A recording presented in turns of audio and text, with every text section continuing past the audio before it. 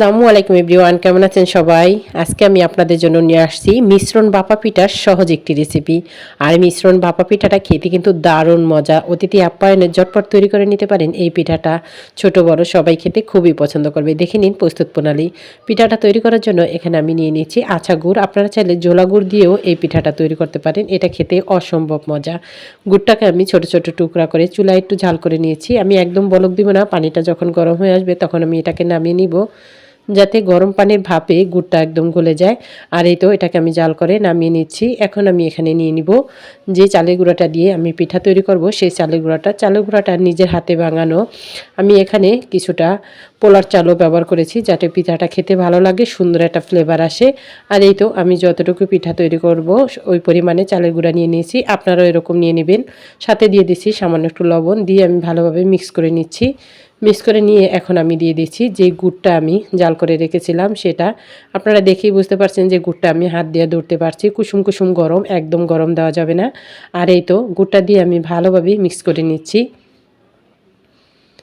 এভাবে আমি ভালোভাবে মিক্স করে নিব যতক্ষণ না পর্যন্ত চালের গুঁড়াটা গুড়ের সাথে ভালোভাবে মিক্স করা হয়ে যায়। আর এই তো ভালোভাবে মিক্স করে নেওয়া হয়ে গেছে। এখন আমি এটাকে, দেখুন এটা একটু দানা দানা ভাব আছে, বড় বড় দানা। এখন আমি এটাকে চেলে নিব। এরকম একটি চালনি নিয়ে নিয়েছি। এখন এই চালনিটা দিয়ে আমি এগুলাকে চেলে নিচ্ছি। আর এই তো চেলে নেওয়া হয়ে গেছে, সুন্দর একটা দানা দানা ভাব এসেছে। আর এরকম এই মিশ্রণ ভাপা পিঠাটা খেতে কিন্তু অসম্ভব মজা। আর এখন আমি এখানে নিয়ে নিচ্ছি এরকম একটি জালি। এটা কিন্তু সবার কাছেই পাওয়া যায়। বেশিরভাগ ক্ষেত্রে এটা দেখা যায় যে আমরা রাইস কুকারগুলো ব্যবহার করি, রাইস কুকারে এরকম একটি জালি দিয়ে থাকে। এটাতে আমি একটি নেটের কাপড় ব্যবহার করেছি। নেটের কাপড়টা দিয়ে তারপরে আমি দিয়ে দিচ্ছি যে মিশ্রণটা রেডি করে রেখেছিলাম সেটা দিয়ে। এখন আমি এটাতে দিয়ে দিব নারকেলটা আমি এভাবে লেয়ার হিসাবে দিয়ে দিয়েছি। এভাবে দিলে খেতে ভালো লাগে তাই। আর এই তো আপনারা চাইলে একসাথে মিক্স করেও দিতে পারেন। নারকেলটা দিয়ে এখন আমি উপরে আবারও দিয়ে দিচ্ছি কিছুটা মিশ্রণ চালের গুঁড়ার, দিয়ে এভাবে আবারও আমি উপরে দিয়ে দিব নারকেল। আর এই তো মিশ্রণটা দিয়ে এখন আমি আবারও উপরে নারকেল দিয়ে দিচ্ছি। নারকেল দিয়ে এখন আমি দিয়ে দিব কিছুটা গুড়। যেহেতু আমি গুড় ওটার ভিতরেই দিয়ে দিয়েছি, এজন্য গুড়টা একদমই কম দিলাম। আর এই তো গুড়টা দেওয়া হয়ে গেছে। এখন আমি এটাকে ভাপ দিয়ে নিব।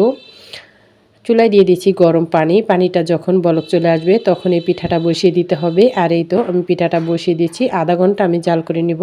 আধা ঘন্টা পরে দেখুন পিঠাটা মাশাল্লাহ একদম হয়ে গেছে। আর দেখতে কতটা লোভনীয় হয়েছে।